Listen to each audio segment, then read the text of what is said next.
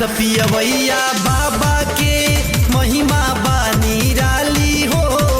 इनका दर पे जे भी आवे जाला नहीं खाली हो। सपियवैया बाबा के महिमा बानी राली हो।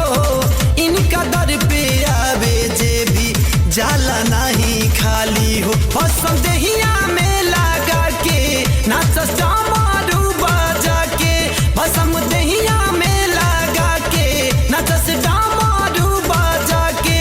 बाबा संगही में भूत आ पिचास रहेला। रौरे जटावा से गंगा जी के धार बहेला।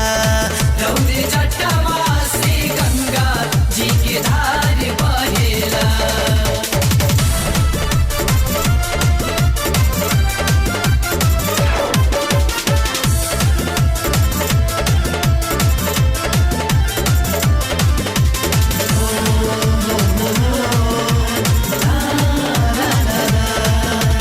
थर थर कांपे पापी रौरा जब त्रिशूल उठावेनी।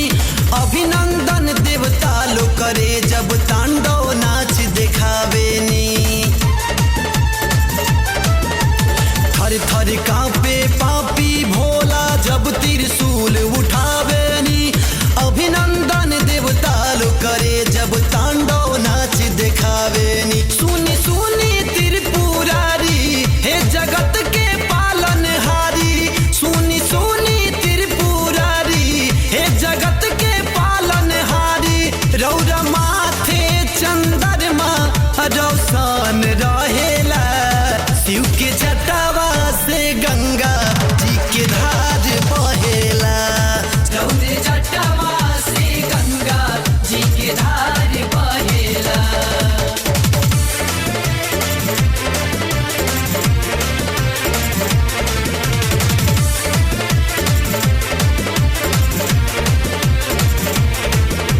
रैया मेरे बोकवरिया की बोल बम बोलत चला।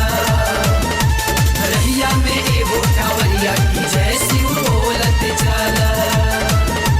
हे त्रिलोकी बाबा रौरा तीनों लोक संभारी ले। दोनों हथवा जोड़ के हम तोहरे के पुकारी ले। हे त्रिलोकी बाबा रौरा तीनों लोक संभारी ले।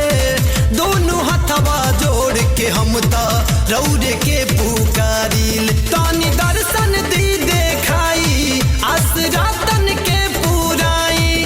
तानी दर्शन दी देखाई आसरा तन के पुराई। धनंजय रामू हे बाबा के बंदन करेला। रौरे जटावा से गंगा जी के धार बहेला। रौरे जटावा से गंगा जी के धार बहेला। दूर करेनी परेशानी एहो भोला आओ घरदानी। दूर करेनी परेशानी एहो भोला आओ घरदानी। हरदम गरबा में सपवा के हार रहेला। रौरे जटावा से